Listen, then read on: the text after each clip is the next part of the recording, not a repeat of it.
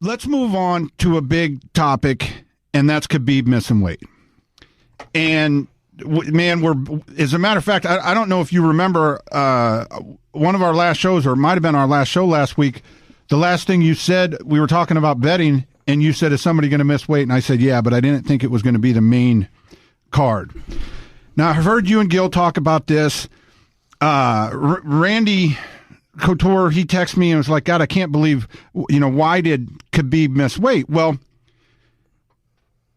Khabib missed weight for the exact same reason 99% of the people that have ever missed weight in their life.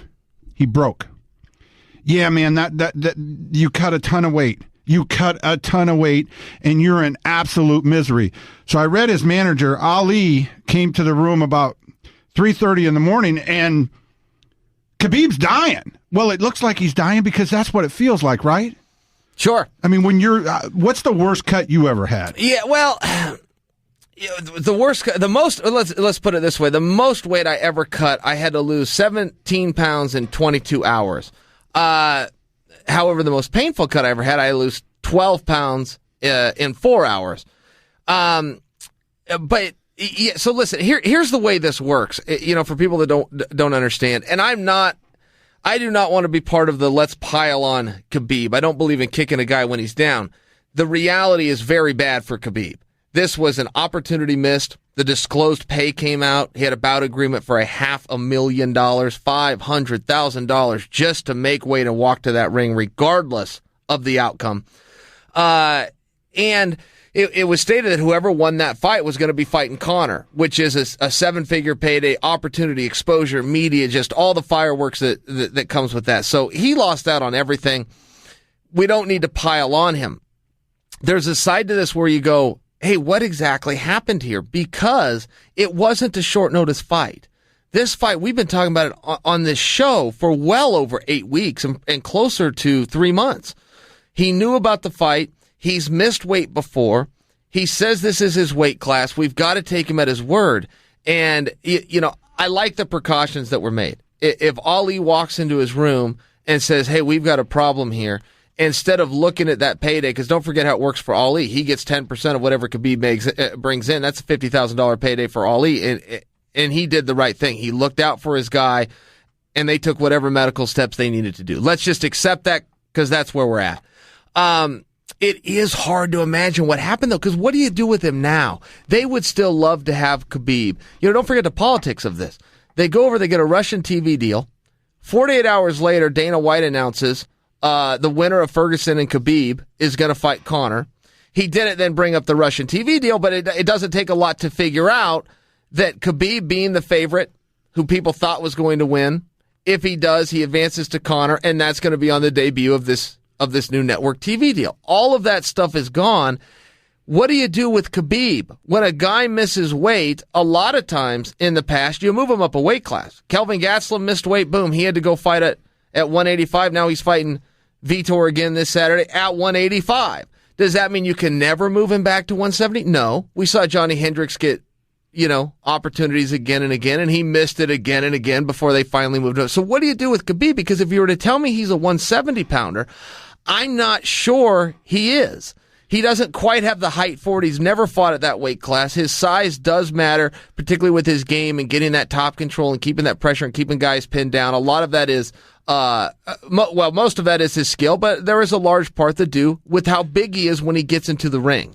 Listen, Khabib made weight just a minute ago, okay? And what happened, I guarantee this is what happened. There's a new way to cut weight now. And you've bought onto this 5 years ago or 6 years ago with this water loading, and you bring your weight up, and then the sodium and this, that, and the other. You've got guys coming to fight week 22, 23 pounds overweight. Well, it's right there. They're going to suck all this weight. What happened is, I guarantee this is what happened, is he got cut short. Okay, somewhere along that line, whether he was supposed to be 22 pounds or 21 or 19, he was 23. And it kept getting worse and worse and worse, and it never gained any steam. Listen, I'm never going to believe it. I'm never going to believe a 55-pounder should come into fight week weighing 77. That doesn't make any sense to me. A 55-pounder should come into fight week 15 to 17 over tops, something that you can grab in the course of 48 hours and make weight. So what happened was he pushed the needle a little bit. Last time he made weight, yeah, he had an extra pound, but he was like, okay, I can get away with this.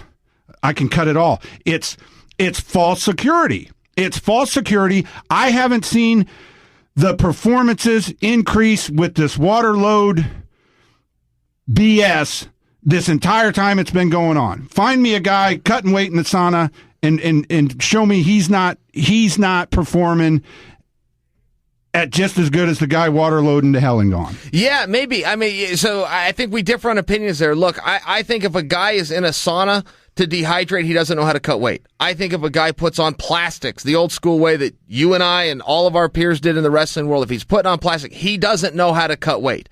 There are new ways to do it. I was just exposed to them. Mike Dolce largely brought it into our industry, but there are ways to get that weight off that are a lot more pleasant and where you don't need to sit in one of these boxes. But I'll talk about this, Joel, because you are spot on when you bring up the fact that he's got markers. At 30 days out, a professional who's cutting weight and who's been down this path, at 30 days out, he knows exactly what he should weigh. At 21 days out, he knows exactly what he needs to weigh. At 10 days out, at 12 days out, and at 48 hours out. Somewhere he was off the mark. Somewhere it was just too much. Time got him, whether it wasn't a discipline or he slipped in a couple of too many meals or it was a sodium issue or he wasn't working hard enough. It's really hard for me to believe any of those are true with Khabib Nurmagomedov, who's an ultimate disciplined athlete. But not making weight is a sign of a lack of discipline. It always stunned me when Johnny Hendricks missed weight, a lifelong wrestler who, since he was 9 years old, to compete, had to beat the scale. Had to beat the scale before he even had a shot to beat the opponent. And then all of a sudden, later in life, he started missing it. But it is a reality. Even Olympic hero Rulon Gardner, who's in the heavyweight class, one of the most disciplined guys in the history of time, wins the Olympic championship. His career comes to an end because he can no longer beat the scale. He lost that piece of discipline. And I don't know what happened with Khabib, but to hear that a guy's body shut down is a very hard thing to happen if he's on track, if he's meeting his 30-day marker, his 21-day marker, his 10-day marker. And I would be curious, did he get new advice? Did he take on somebody new? I can remember when I started working with Mike Dolce the first time, really working him. He and I were buddies, and he'd give me advice. But when he actually came out to the house, lived there, I didn't put anything into my body that he didn't hand me. I remember thinking, this guy doesn't know what he's doing. I'm never going to make weight, because he was feeding me so much food and my weight was so much higher on these markers. And he told me one week, you're going to lose 8 pounds this week. He had it down to a science. And the only way I could do what he was asking me to do was to just not get on the scale. And every single night when I went to bed, I knew I'm not going to make it. He's feeding me too much. I'm not hurting like I'm supposed to be hurting. I can feel my belly's full. There's too much food. And so that's what I did. I just did not get on the scale. I trusted. I got on the scale after 1 week. I had lost on the dot. And I have a digital scale. It'll tell you to the 10th. I lost on the dot 8 pounds. Just what he told me I would do. Pigging out. I'm not buying it, and I'm never going to buy it. It's unbelievable. It's very hard to believe. No, I believe that. The sodium manipulation, this, that, and other, water loaded, and keep your digestive tract working nonstop 24 hours a day. Listen, I watched you cut weight against Dan Miller. I think you were 18 or 19 over when we got there. And you cut it the old-fashioned way. Okay? You cut it just the way that you said, oh, my God, that's the wrong way. And you had a great goddamn performance. I don't buy it. I'm never going to buy it. Listen.